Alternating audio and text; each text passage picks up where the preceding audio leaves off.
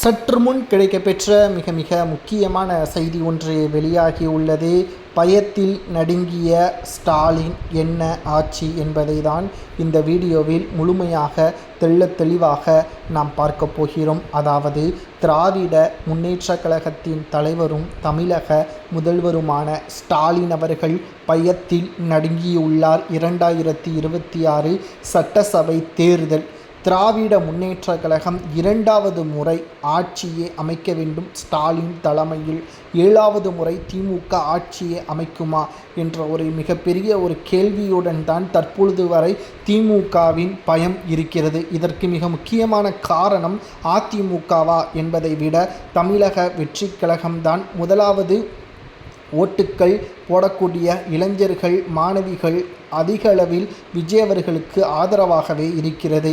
சரி, இதற்கும் திமுகவின் தலைவர் பயப்படுவதற்கும் என்ன காரணம் என்பதை நாம் பார்க்கும் பொழுது 2021 சட்டசபை தேர்தலிலேயே வெறும் 3.5% வித்தியாசத்தில்தான் திமுக வெற்றியடைந்தது. அதாவது சொற்பமான வாக்குகள் வித்தியாசத்தில்தான் திமுக வெற்றியடைந்து தோல்வியை அதிமுக தழுவியது.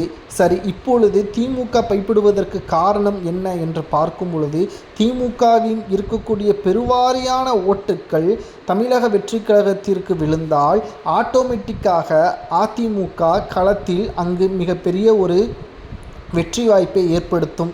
இங்குதான் எடப்பாடி பழனிசாமி அவர்களது யூகமே இருக்கிறது.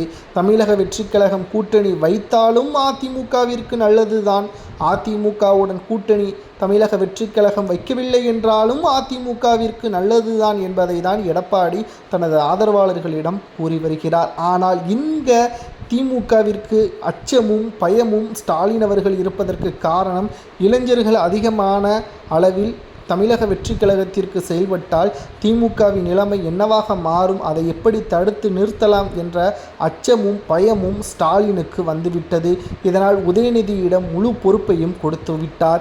2026 சட்டசபை தேர்தலில் யார் வேட்பாளர் என்ப முடிவை உதயநிதி அவர்கள் கொடுக்கின்ற ரிப்போர்ட்டு தான் நான் வேட்பாளராக அறிவிப்பேன் என்பதை ஸ்டாலின் அவர்கள் தற்பொழுது தெரிவித்திருப்பதாகவும், ஸ்டாலின் அவர்கள் அச்சப்படுவதற்கும் பயப்படுவதற்கும் இதுதான் காரணம் என்ற தகவலும் தற்பொழுது நம்மால் பார்க்க முடிகிறது.